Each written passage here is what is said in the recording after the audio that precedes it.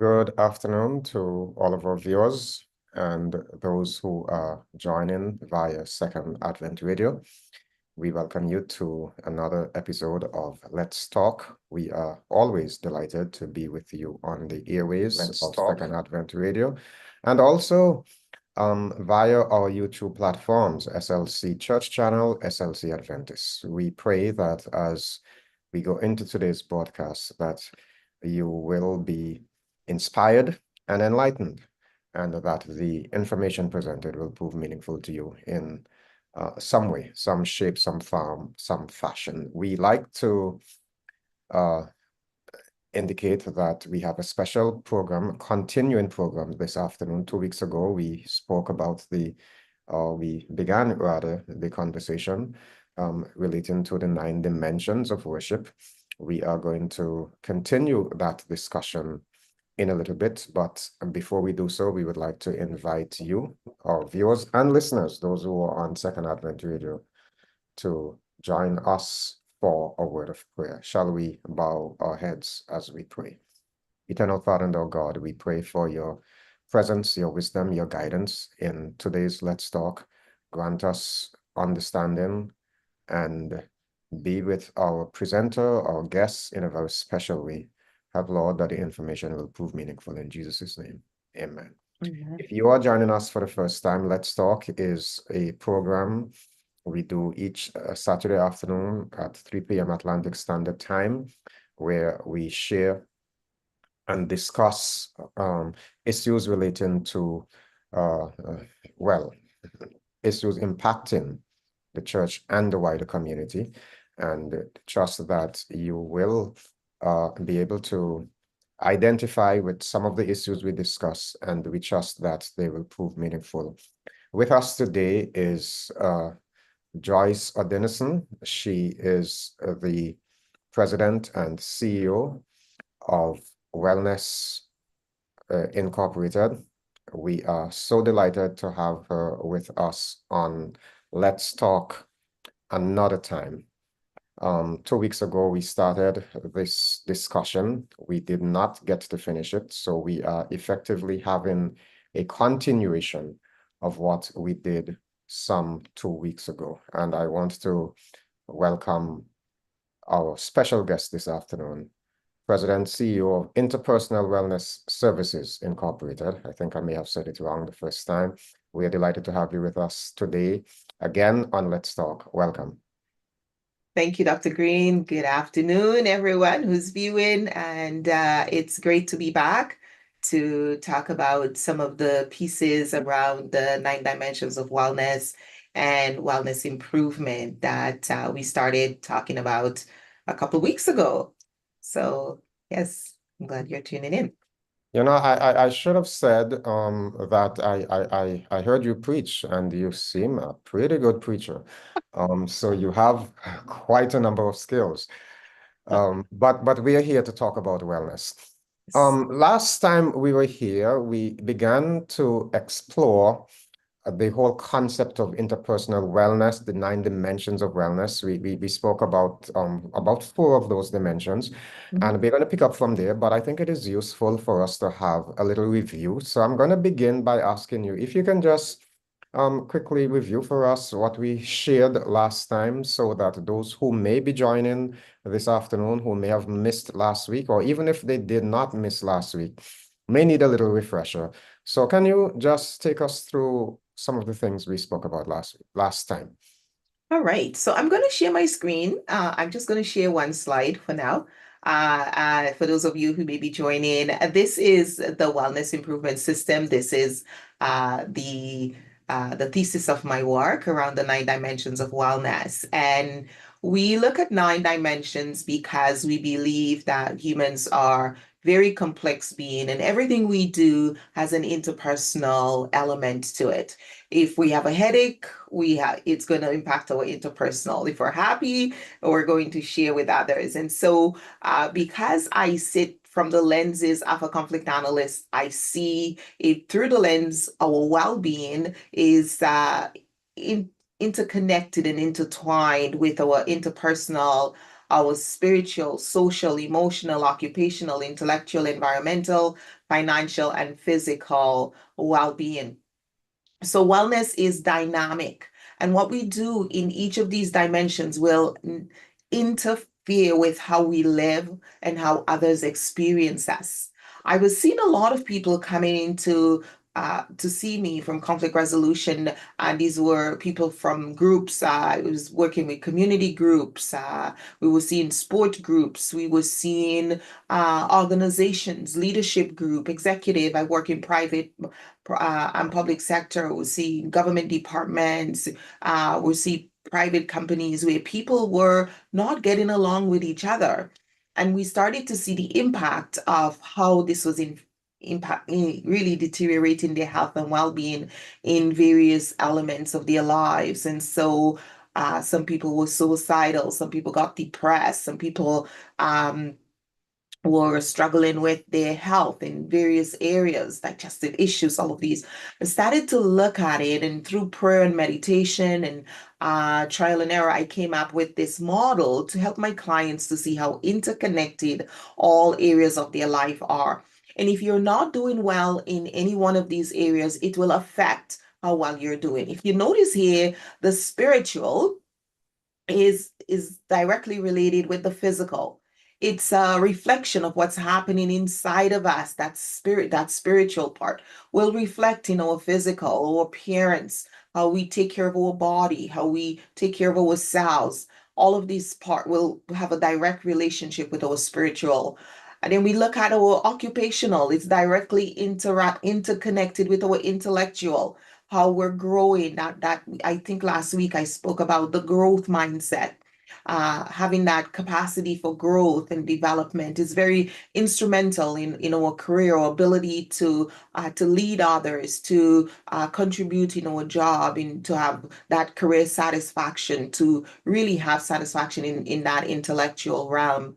And then we look at our social and our financial. We notice that people from the same financial group tend to have the same social connection. They tend to have similar financial means and interact and together. And so we see that financial aspect has a lot to do. Often we notice that when people are not doing financially well, they tend to isolate themselves and shame sets in, and then there is that emotional concept and environment. If you're going through a depression or you're struggling, the first thing that your therapist will want to know, what's in your environment, who is influencing you, what's impacting you. So there's a direct relationship between our environment and our emotional. So through that, I work with my clients. I create workplace wellness systems within workplaces to help organizations to create a flow for wellness at work. I work with groups, whether faith-based or otherwise, because I believe God wants us to be well. He said in the Bible, it says, I want you to prosper and do well. But most times we struggle and we suffer because we don't know how to do well, and we don't know how the different elements of our lives connect and impact our ability to stay well. So that's the overview of what I've been discussing last week, and we will continue on today. Well, I was just going to say before you take your screen sharing off, because there is so much there. Mhm, I did pick up the interconnectivity, mhm. um, but there is something else I want to talk about. So if you don't mind sharing your screen again, that would be helpful, just to ask one or two follow-up questions, because I do notice you kind of made reference to it 2 weeks ago when we had our first discussion, but there is the spiritual, Mhm, the principle there seems to be integrity. mhm, And on social wellness, there is responsible communication, and mhm, there is emotional wellness, and there is self-mastery. So each mhm. one of these seems to have a little keynote. I can speak to that. Yeah. So these are Yes. what we call wellness competencies. One of the things we know about human behavior is that we can change, we can transform, we can develop, we can grow. And all of us are familiar with competencies. So what am I looking for? If you're developing spiritually and a client comes in and they have low self-esteem, they lack vision and purpose, and we see them at church. They're in our church, they're in our communities, they're in our family members. This is a human condition where we fall out of purpose, we lose hope and trust, we're out of balance, we're not aligned with our values. So how do my clients started asking me, Joyce, and this came after the design of the model, and I created an assessment, and they could assess how well they're doing in each of these areas, and they get a quantifiable number that tells them how well they're doing, and then it helps them to see where they're at. So if you're between 0 and 3, you're at a wellness deficit. That means you're pulling energy from other parts of your life just to stay well in that area. And so through this entire instrument, wellness improvement system, the whole instrument that we use to help people to really get a good vision of how well they are. And so they started asking me, okay, Joyce, how do I know I'm getting better? Like, how do I know I'm improving? How do I measure? And because I'm familiar with competencies, and most of my clients, my corporations that I work with are familiar with competencies, I started researching on competencies, and I noticed there really wasn't much literature on wellness competencies. And so I started developing content around wellness competencies and created, through my research, to identify competencies that align with each dimension of wellness. And each month of the year, we focus on developing one competency. So we start off in January and we look at developing integrity as a competency. And in social wellness, we look at responsible communication. And when we talk about integrity, is integrity with yourself, with your values, with your purpose, your mission. That's that core belief and balance that holds you together. It's that alignment of who you are that forms the foundation for your decision making, your actions, your belief, and your engagement. So that's at the core. That really is where our wellness starts. It's the foundation, and from there we build on with our social. That responsible communication is very broad. It also looks at how do we fix things when our communication falls apart, and not taking that responsibility to having healthy communication, and that for both parties. And emotional wellness, we look at self-mastery. Most people are familiar with um, emotional wellness, and they're familiar with the whole concept of emotional intelligence. But with self-mastery, we bring it back to the mastery of yourself, recognizing that your emotions are just what you're experiencing in the moment. It doesn't define who you are. You're much broader than your emotions, because your emotions are very dynamic, and they come and go and sway. And so with occupational wellness, we look at engagement, being engaged with your duties, engaged with your job, passion for what you do, the efficiency, professionalism, and all the different elements that come with that. In intellectual wellness, we look at capacity building, the ability to continue to learn and grow, and have that growth mindset, and seek knowledge and improve your experience, and be accountable and reliable Well, for what you invest with.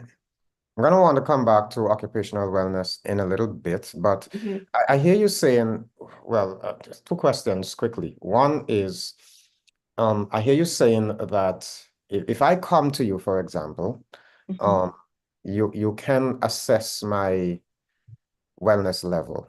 You would allow me to do an instrument, and you will assess my wellness level to determine whether I need to focus in this area or that area.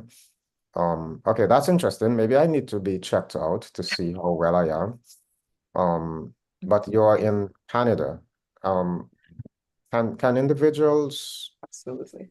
who are not in Canada contact you? They may need, lots of folks are listening and may be thinking, I really need to be checked out because maybe I think I'm. Very good question, Dr. Greene. Yes, we actually have put this all online. It is actually a wellness platform.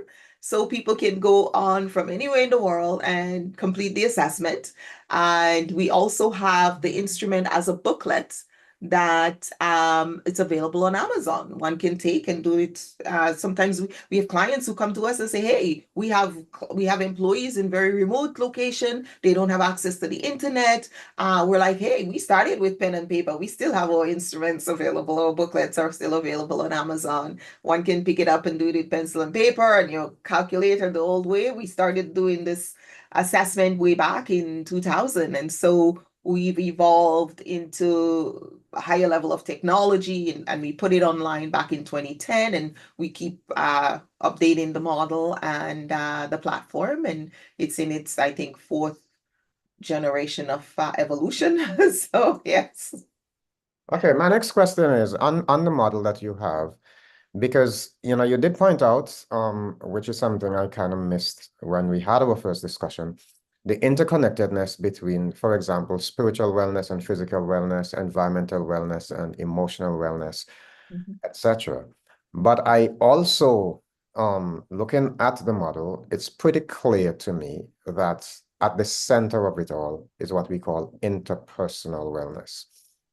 Mhm. Um, so why is interpersonal wellness at the center? I suppose at the end of the day, it's how we relate to one another, how we feel about ourselves and others, but I would want you to respond.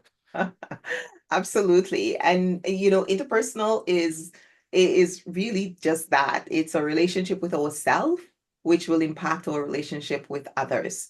And that is paramount to everything we do. When we get angry and we yell and we lash out and we're unforgiving and we're lack proper communication skills, but not just that, we prevent ourselves from going to develop intellectually so we can be the best communicator. We are so many times we're blocked by fear and intimidation and lies, and the enemy has so many ways for us to stay small and unheard and quiet and not use the gifts and talents that God has given us and not grow to a full capacity and potential. And he uses every weapon in his arsenal. And so we as Christians and as professionals have a responsibility to recognize the vast array of resources and tools that God has given us for us to develop interpersonally and as individuals. And that's really what the wellness improvement system model is all about.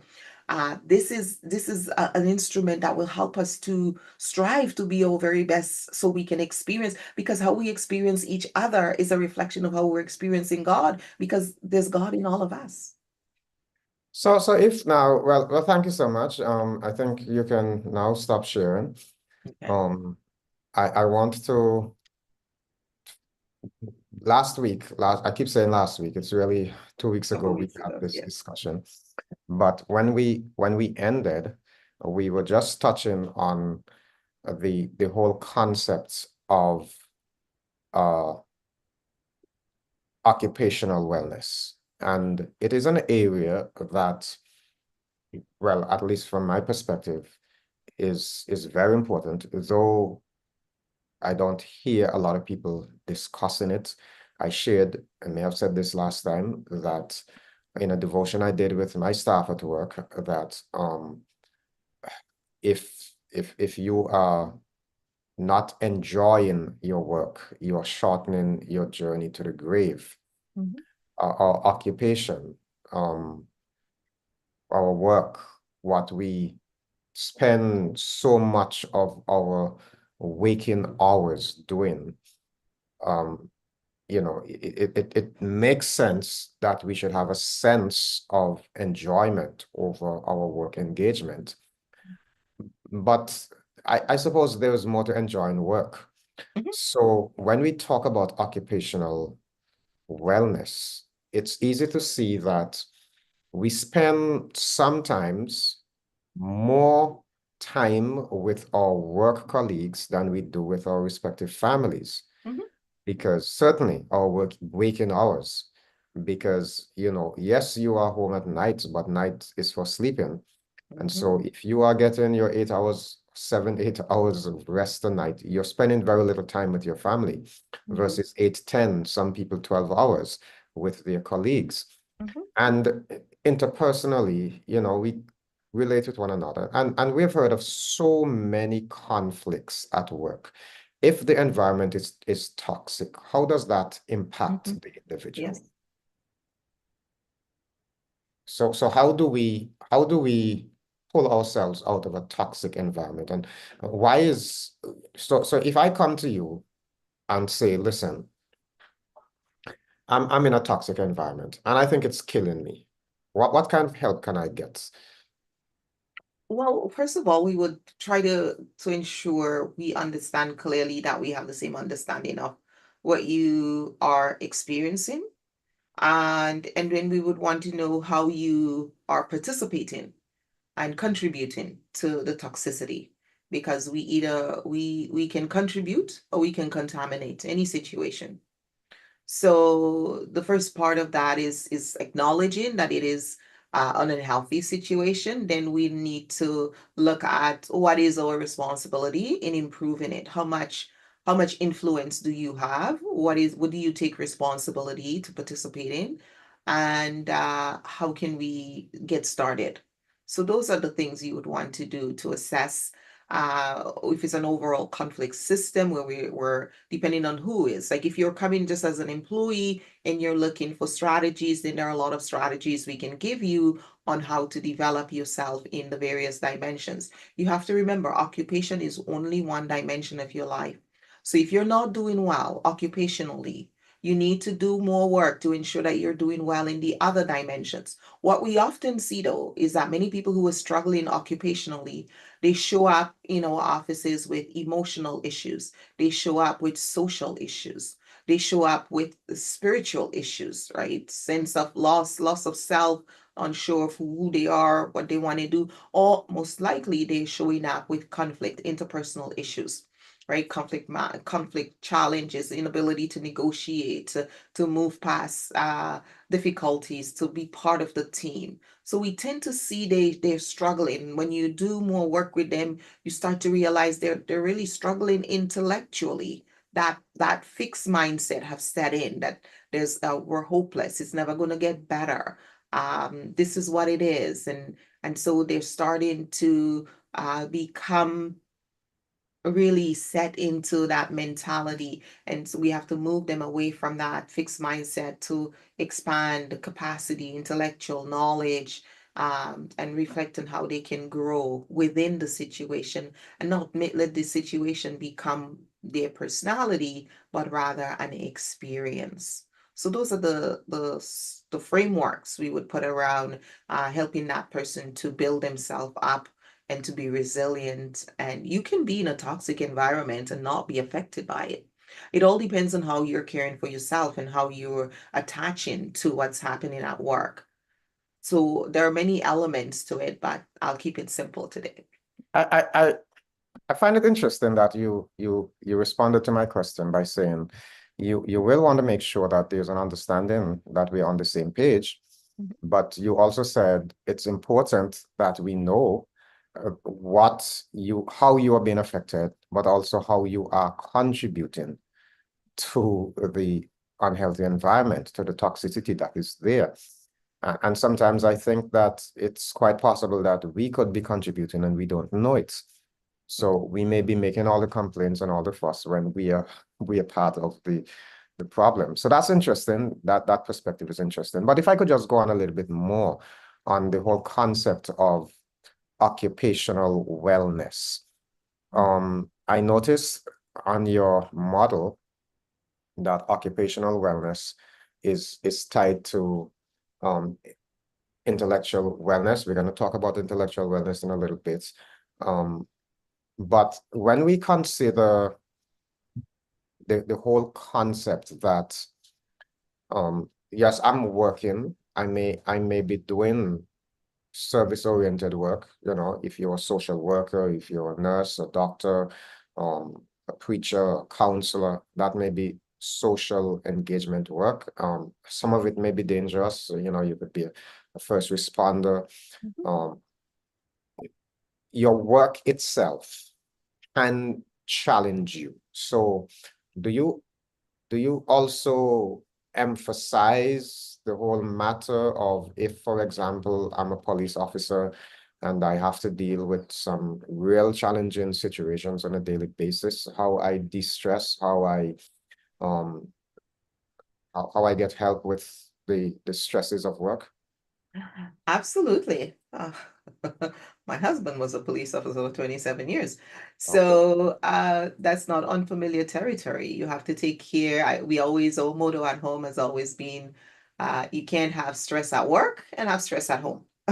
So home has to be a healthy environment. If your workplace is stressful, then you need to, and that's why we have 9 dimensions. So we should not overly involve ourselves in any one dimension more than the other. We have to remember that our jobs are what the Bible tells us, whatever your hands see to do, do it with all your might. And Jesus, when God created the heaven and earth, when he created the Garden of Eden, he put Adam there to manage. God has created humans to do something. We're supposed to have jobs. It impacts our health and our mental health and our well-being, our sense of purpose and value. That's what your job is. The people at work are not your family. Your family will love you and forgive you. And many times, especially when we started with when the rush of the millennials came into the workplace, and that's something I had to teach a lot. It's like the people at work are not your parents. They're not, they are your colleagues. And so we have to understand boundaries and understand the difference in relationship. Every relationship has a definition. We have to define the relationships. There need to be boundaries on what we do at work and what we do at home. And who will love you unconditionally and who will just tolerate you because you're doing a good job. You're doing a good job. We like you. But the moment we see the other side of you, it's a different thing. And so a lot of my work has gone to people who are being bullied, harassment, discrimination, a lot of different conflicts at work. So we see that side of people, and you see that in the workplace. There are two types of relationships that I've had the privilege of working in mostly is I started my career as a divorce mediator. And then I said it was too much work. I went into workplace conflict management. And you see, because we spend so much time at work, we tend to develop emotional attachments at work, and people date at work, people cheat at work, people do things at work with work people, and sometimes they forget that these are not, and then when they're not talking to each other, then it becomes a big conflict. And I've been involved in some very toxic situation that now involves people's families and outside work. And so we do need to have boundaries in as much as I encourage workplace wellness, team building, teamwork, and harmony. It's very important for us to have boundaries around our relationships. The things that I do with my coworkers are not the things I will do with my family members. And I'm not expected to behave the same way and expect them to tolerate the same time. There is a level of professionalism that we need to exemplify in the workplace. And I think sometimes I see more challenges around that with our younger generation. It's very important to remind them of that.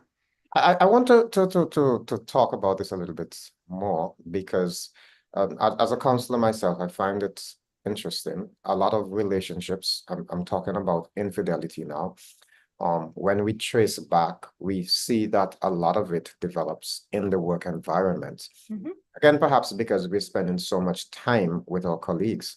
And if my relationship at home is not healthy, because you're talking about the interconnectedness, if Mhm. my relationship at home is not healthy, I may develop an unhealthy relationship with my work colleague, unhealthy from a different perspective. I may not be talking with my spouse the way I may not be getting the emotional support from my spouse, Mhm. but I begin to take emotional support, and I like to refer to emotional adultery, where I'm Mhm. spending time with my colleague, Mhm. engaging in conversations with my colleague that I should not be.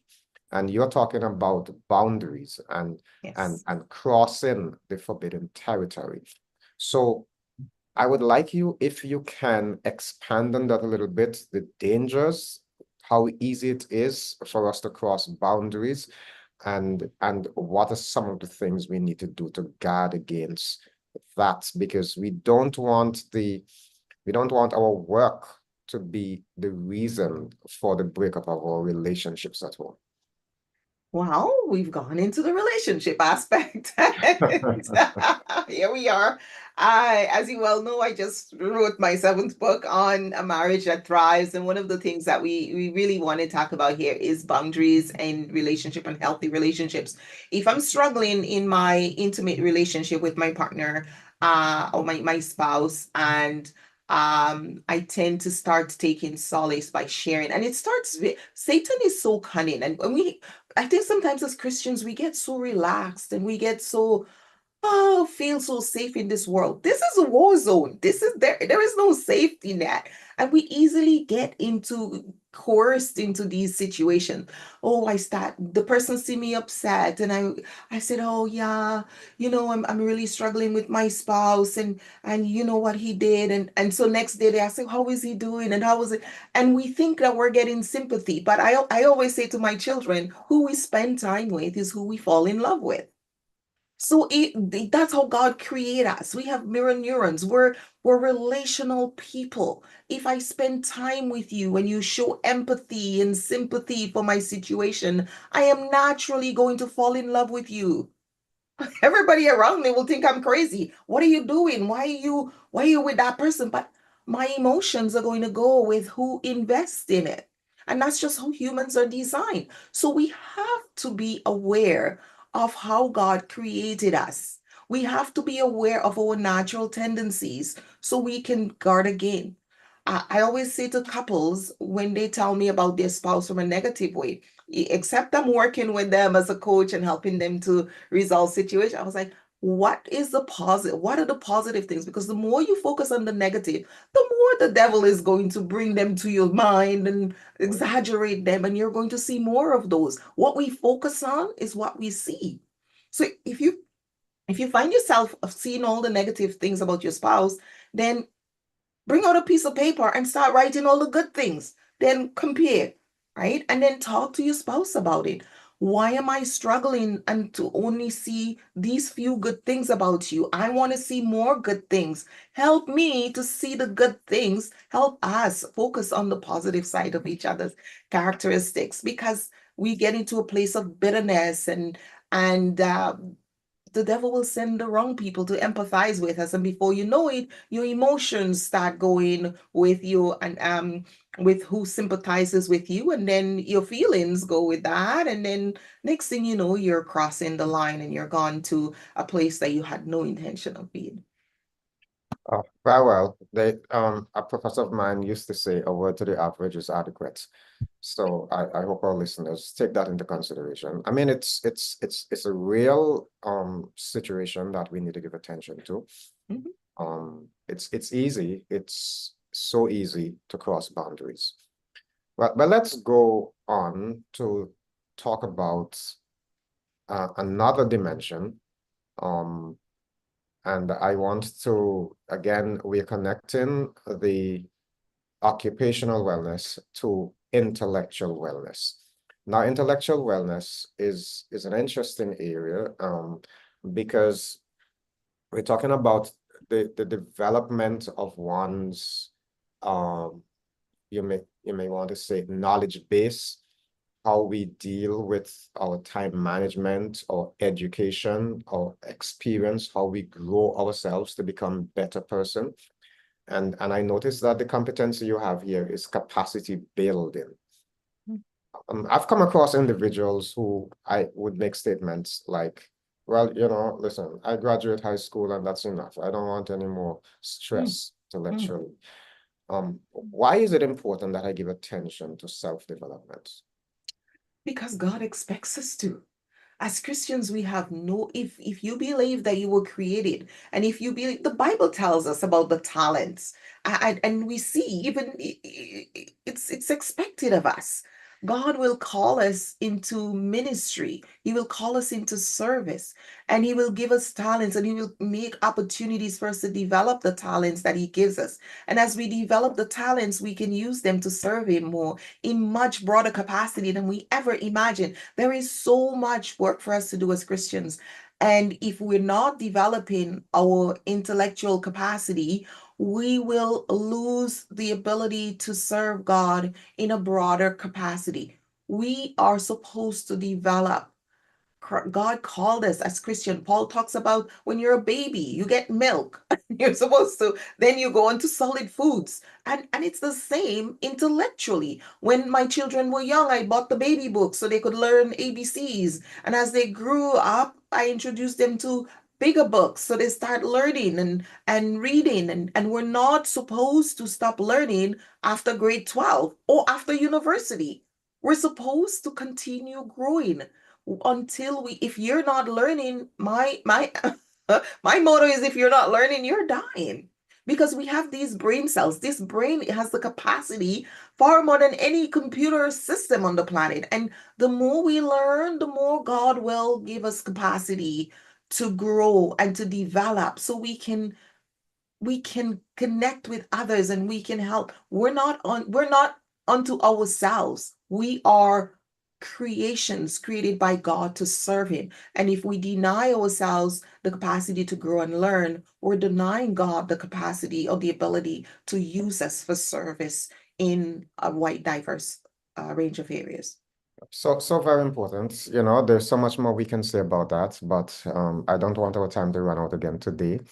So I want to consider the matter of, let me just make this brief comment, because we of course not just talking about academic development. Academics is one dimension, but whatever you are doing in life, wherever you are, Mhm. there is always capacity to grow.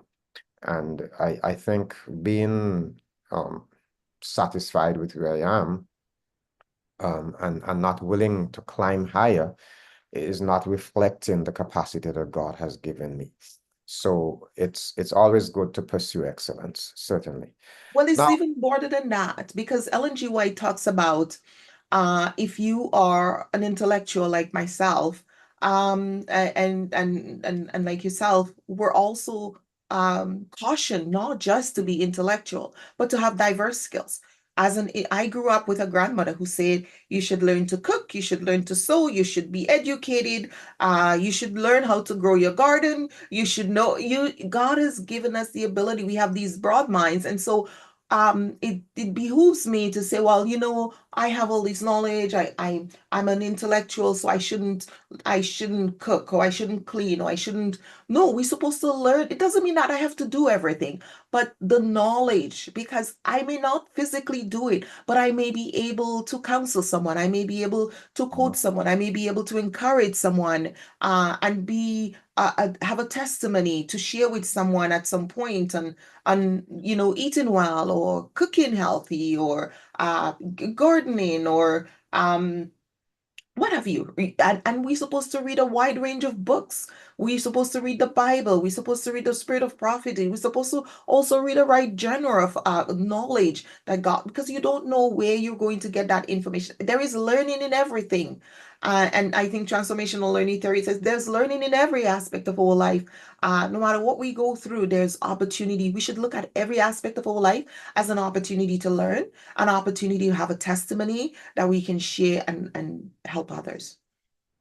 you're really tempting me here to expand on this, because I've sadly come across some individuals who say that the only thing they read is the Bible and the Spirit of Prophecy books, and they Mm, don't have the need to read anything else.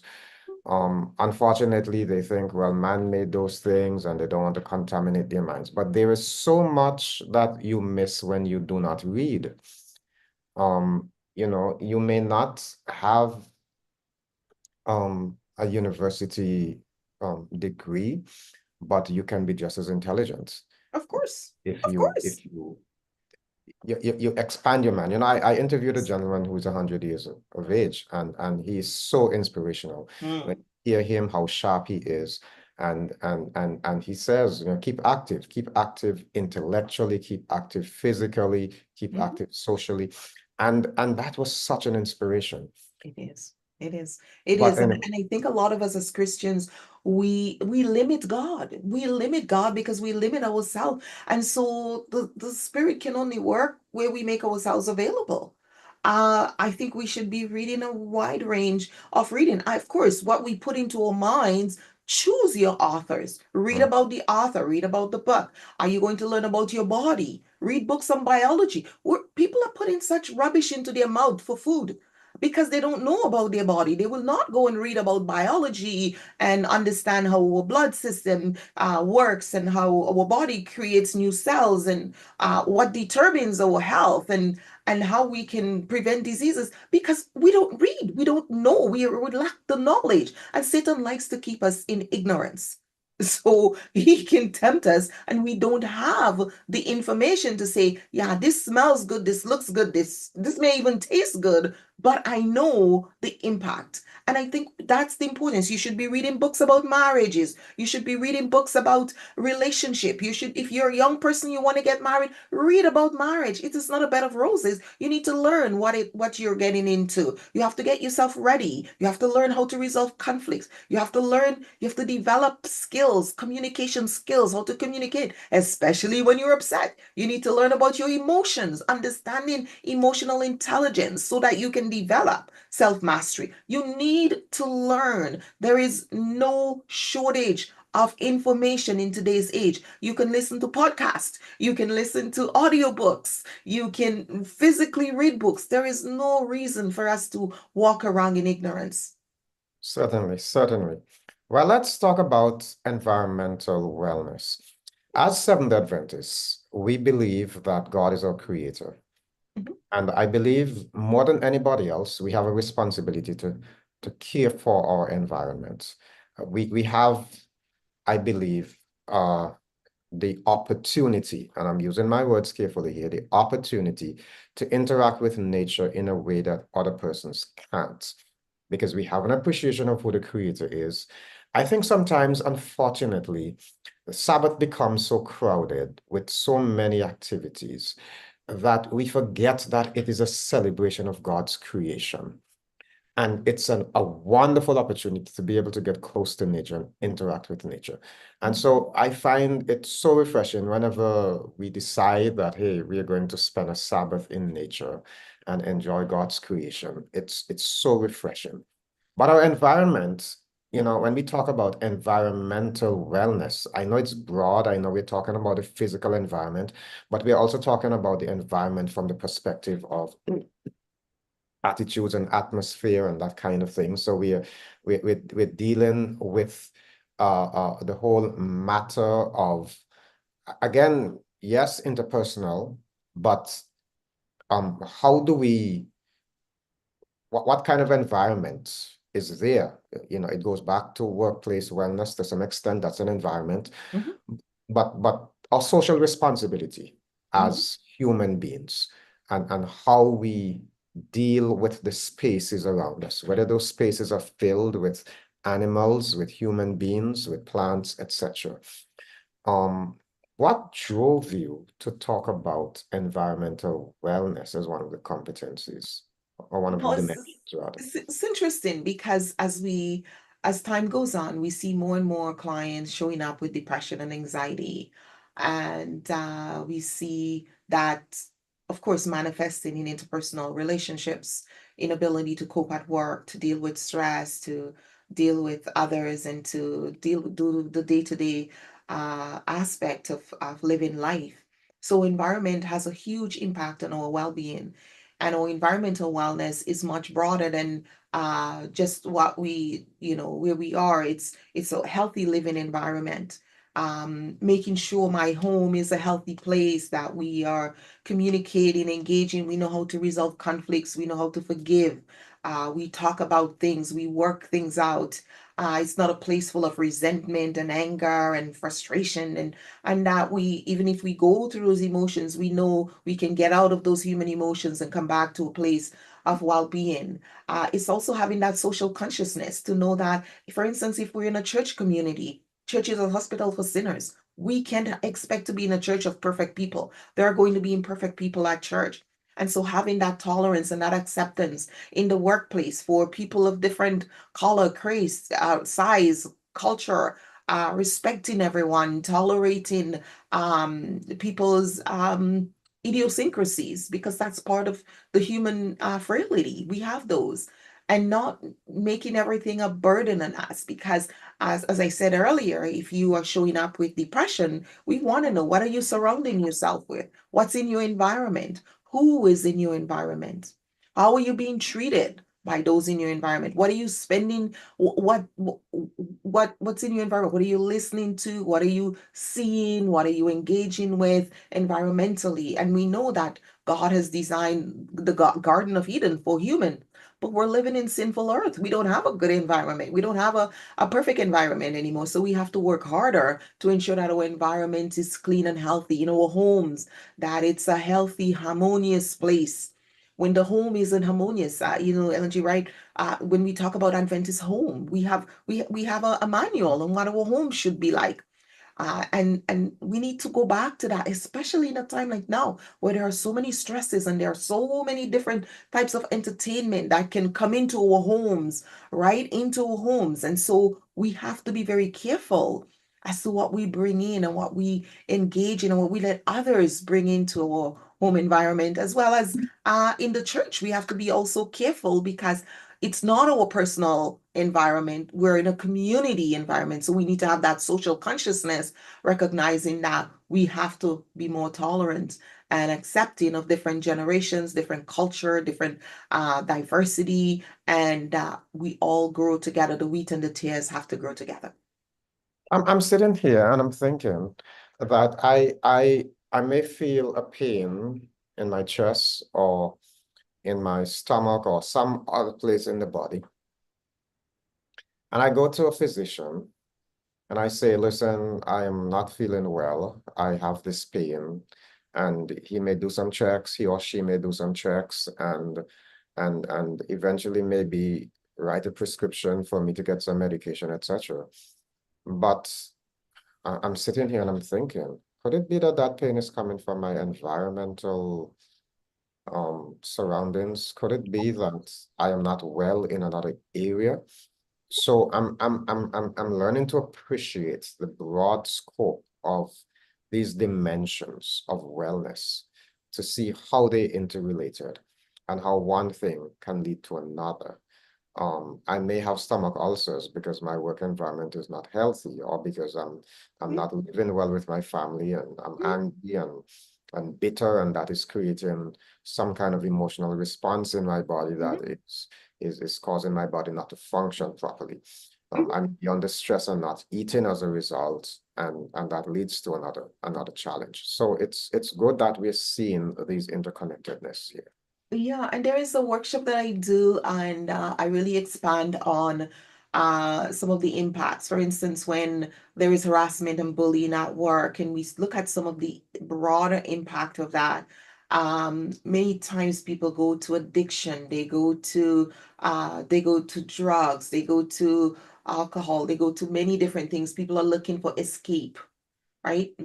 As Christians, we're supposed to be looking to Jesus, but many people are looking for escape, and whatever comes to their hand, that's what they use. Infidelity. A lot of they're having trouble at home, instead of coming together, working it out, praying. If they don't have that central foundation for that, infidelity can be one way to deal with it. Drug abuse can be one way to deal with it. Alcohol abuse. So people are always looking for ways to deal with their sorrows, but not necessarily the healthy way. And that's what we do with the wellness improvement system, is creating awareness of, hey, this is life and it's rough, but here is a framework on how we can start to improve those pieces in our lives little by little. And we say just one point at a time. And we use micro improvement strategies. We say it's the micro steps and it's the micro prompts that you use that will move you from where you are to where you want to go. Well, we're winding down. We do have financial wellness. Most people will think of financial wellness as, I need to be comfortable with what I have in my bank account. I need to be comfortable with my investment portfolio. But we live in a world with economic stress. Mhm. The economy sometimes, we just had, for example, an election in the United States of America, and the voters Mm, spoke because the economy was not what they expected to be. And mm, sometimes we don't even reason. For example, I'm following, there's several elections around the world, and it appears as though that all the political parties who were in power dealing with the COVID fallout have been made to suffer as a result. Sometimes the situation is not our own doing, but at the end of the day, the individual feels pressured financially. mhm. Financial wellness must therefore be a strong thing. So can you tell me about this? Well, financial wellness is a very important aspect of our life because money is a social currency. There is nothing that we can do, very few things that we can buy. And there is some movement to bring back bartering, but it hasn't really taken over. And I know there is Bitcoin and new different currencies are being introduced. But till now, until then, until those take over, really truly money is the currency, social currency that we use for exchange. And it does bring power with it. And so we have been socialized to believe that power and money will make us happy. And because of that mindset, a lot of us will do things that are inhumane in order to get money or attract money to ourselves. But when we, through this model, through the wellness improvement system model, when we identify financial wellness, we actually start looking at more of a mindset approach, looking at how we can be creative, how we can use our time, thinking about long-term planning. And again, I come back, resource management, how you can manage the resources that you have, how you can use your time well, right? How you can plan, debt elimination. We look at money management. It's not how much money you have, it's how you use the money. Because there are people who make $50,000 a year and they live better than those who make $250,000 a year because of how they spend their money.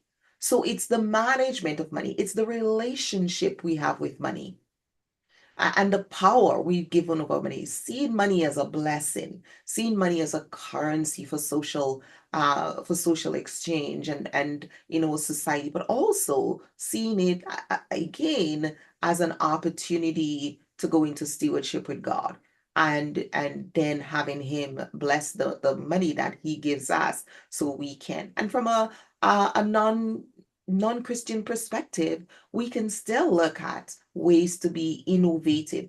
And the competency we use here for, and earlier when I talk about environmental, the competency we use for environmental wellness is interdependence, recognizing the interdependence on one another. What happens in my environment will it affect me, and what I do will affect my environment. Same with financial wellness, the innovation, new ways of thinking. If you look at how we attract money or how money is made, it really is made by innovative ideas and solutions to problems. That's what drives money.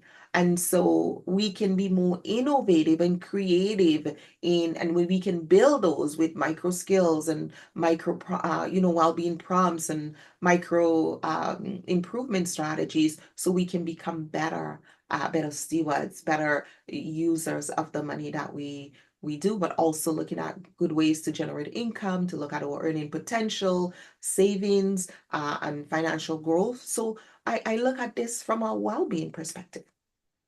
So at the end of the day, what we want to do is to have a situation where there is balance Mhm. um, among these dimensions, and they all Yes. lead back to the interpersonal, as you indicated.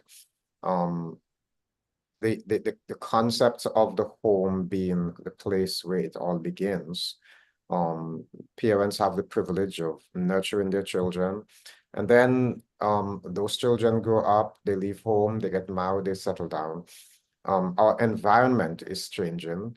I read in the news this week that there is, I don't remember the company in the UK that has just asked their staff not to use social media during work time. No communication on social media, they say, because the interpersonal relationship.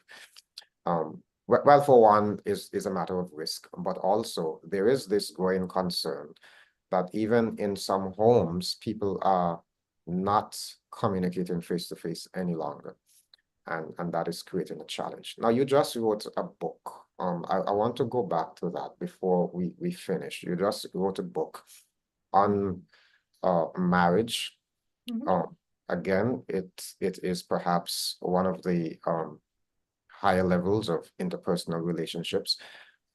Last time I failed to ask you where we can get the book, and I want to make sure that I take the opportunity to ask that question now. So can you just tell us about your book? You just had this book launch. What's the name of your book? Where is it available? What are you dealing with in this book?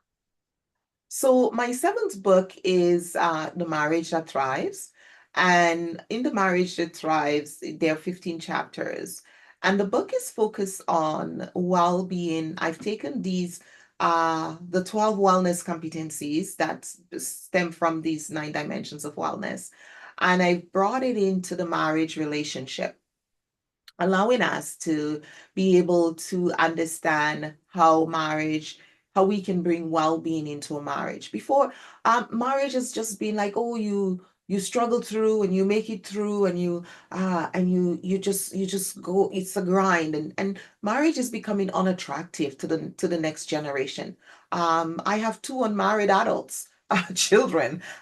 It's and although we're seeing that generation, they're somehow marriage have lost its spark, and they're not looking forward to be married, and it's something they see as a chore that they will live life and then come back to marriage if and whether they do. And so I wanted to, and it's funny because a couple years ago, my pastor asked me to lead out the marriage ministry at our church.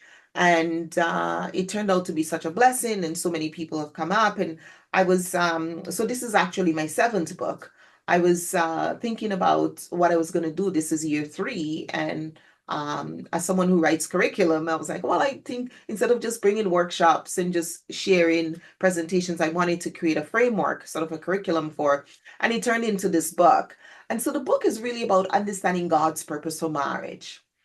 It looks at building spiritual empathy, intimacy, communication, listening and speaking with love. It really looks about conflict, overcoming conflict, forgiving your spouse of past hurts, using your spouse's weakness as a strength. And so I brought in a lot of the different elements of the wellness improvement system, and for each chapter there are 2 well-being competencies that frames that chapter, and there are exercises that couples can do together. And so most times they go to counseling and then they come back and they fall into the same way. And I've done divorce mediation for years, where at the end of working with me, the couples will say, I wish we knew you before we got divorced.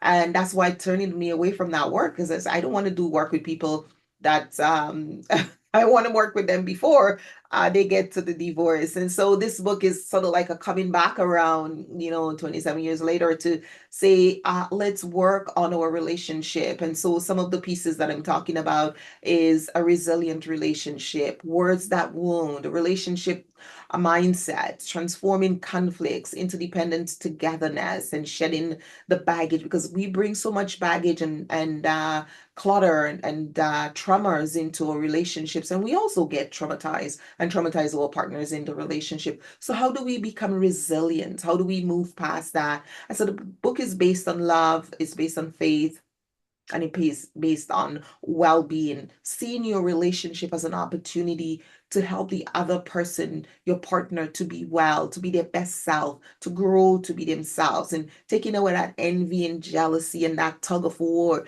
and bringing back togetherness into the relationship. Well, So the I'm book sure is somebody out there is gonna ask me, where can I put my hand on that book? Somebody may be saying, I need some of that stuff in my marriage. So where can I? absolutely. So let me share so they can get the QR code.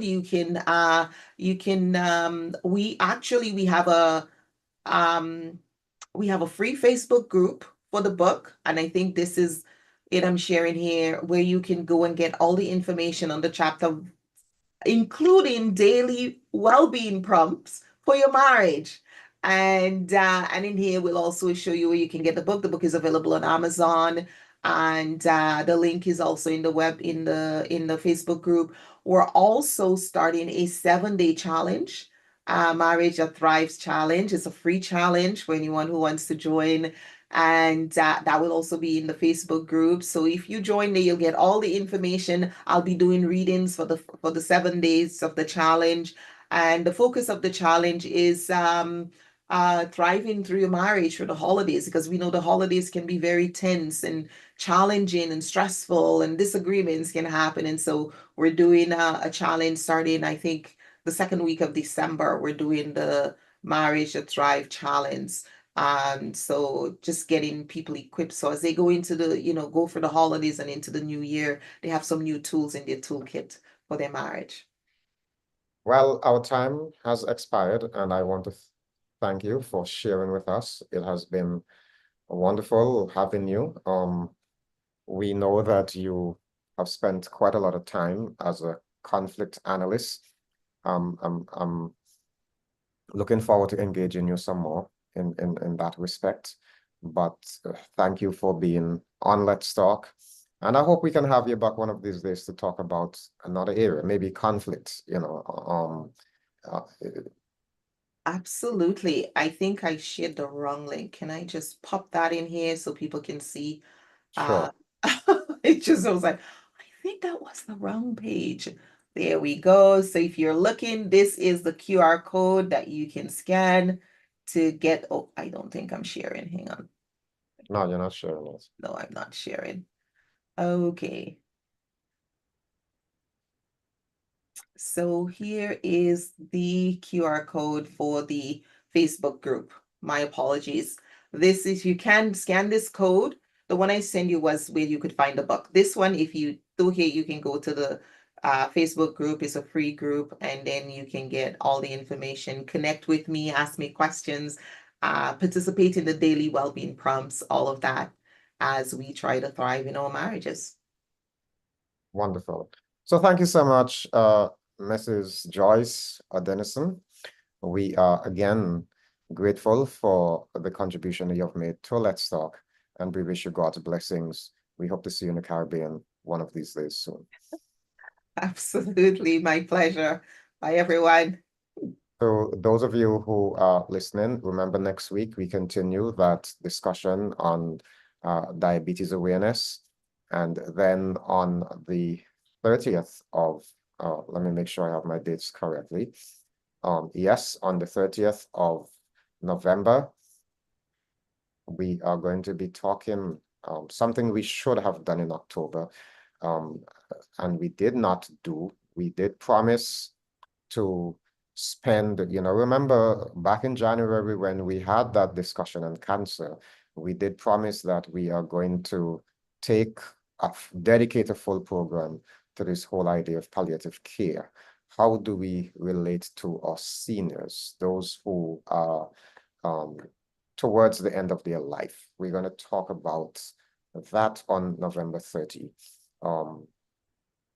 Dr. Graves is going to be back with us to address that issue. So we are looking forward. May God bless you until next week.